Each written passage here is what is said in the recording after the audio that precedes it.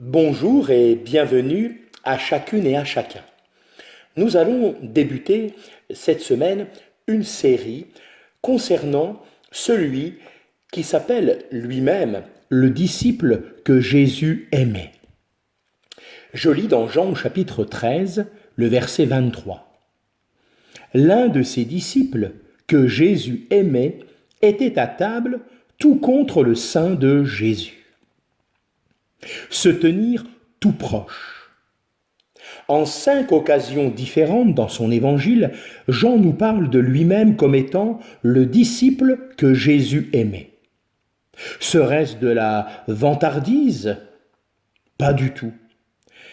Au contraire, Jean s'émerveillait simplement de l'amour et de la grâce du Seigneur Jésus à son égard.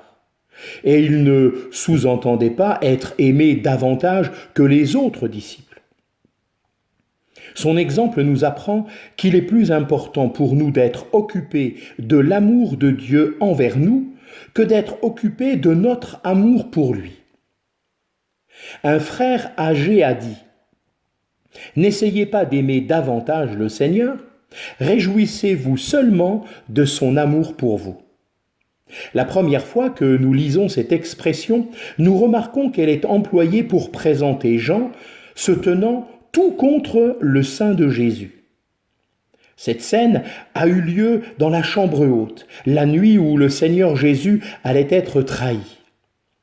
Les disciples étaient consternés car Jésus venait de leur dire que l'un d'eux le trahirait. Instinctivement, Pierre fait alors signe à Jean pour qu'il demande au Seigneur Jésus à qui il faisait allusion. Il y a une raison au choix que Pierre a fait de Jean pour s'adresser à Jésus. Jean est tout près de lui, tout près de son cœur. Lorsqu'un croyant marche habituellement dans la conscience de l'amour de Christ pour lui, il se trouve assez près de lui pour recevoir ses communications, sa parole, sa pensée. Mais remarquons que Jean ne s'est pas placé près de Jésus afin de recevoir des communications divines, mais qu'il les a reçues parce que son cœur était habitué à être près de lui.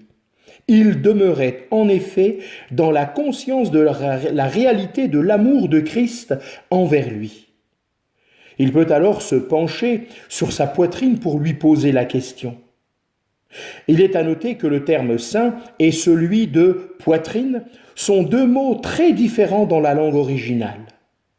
Jean se tenait tout contre le sein du Seigneur, physiquement tout proche de lui.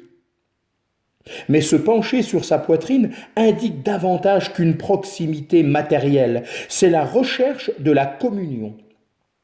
Le Fils est dans le sein du Père, nous est-il dit en Jean chapitre 1er verset 18. Et le disciple est tout contre le sein du Fils.